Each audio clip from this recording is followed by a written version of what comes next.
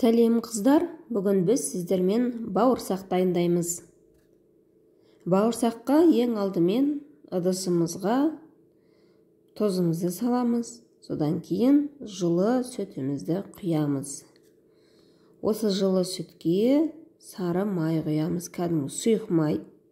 Соны құямыз, одан кейін дрожж қосамыз, ашытқыны қосып, кішкене қоп қоямыз. Жылы сүтте өзі реакция жүреді.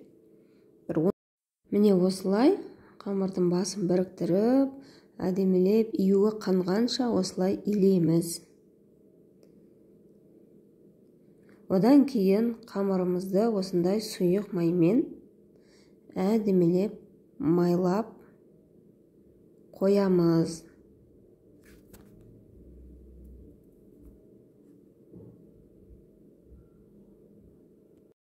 Мінекей біздің бауырсағымыз әп-сәтте ашыды. Жылы сүтке ашытып, орап қойған бауырсақ демде көтеріліп ашиды.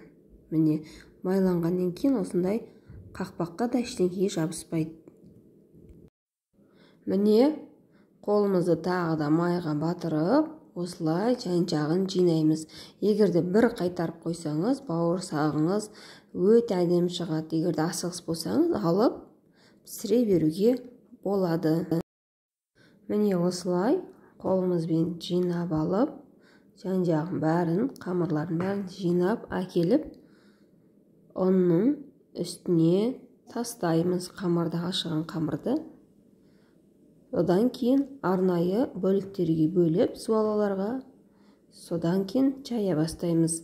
Жайып болып, кішкене домалақтатып, кесіп қойып қойсаңыз, бауырсағыңыз тағы да көтеріледі. Мінекей ыдыста да қамырыңыз сондай жабыспай тез алынады. Бұның бәрі жаңағы біз пісте маймен майлап қойдық қой, содан болып тұр. Мінекей қандай әдемі қамыр. Осылай жан-жағын жинап, сосын зуалаларға бөліп, кесіп, қызып тұрған майда пісіріп аламыз. Мінекей бауырсақтарымыз қызарып пісуде. Біздің үйдегілер осылай қызыл болып піскен бауырсақ ұнатады. Кейбіреулер ақшыл қылып алады. Мен өзім осылай қызыл қылып пісіріп аламын.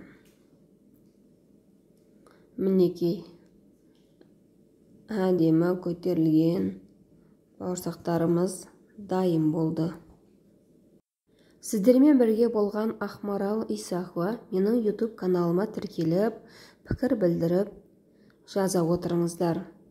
Сіздерге түрлі тәтті, оңай, әрі ерекше рецепттермен алдағы уақытта бөлісетін боламын. Мінекей бауырсағымызды көрдіңіз бе, қандай әдемі үлбіреп тұр, нәзік сондай. YouTube'қа Ақмарал Исахова десеңіз, менің көптеген рецепттерім шығады.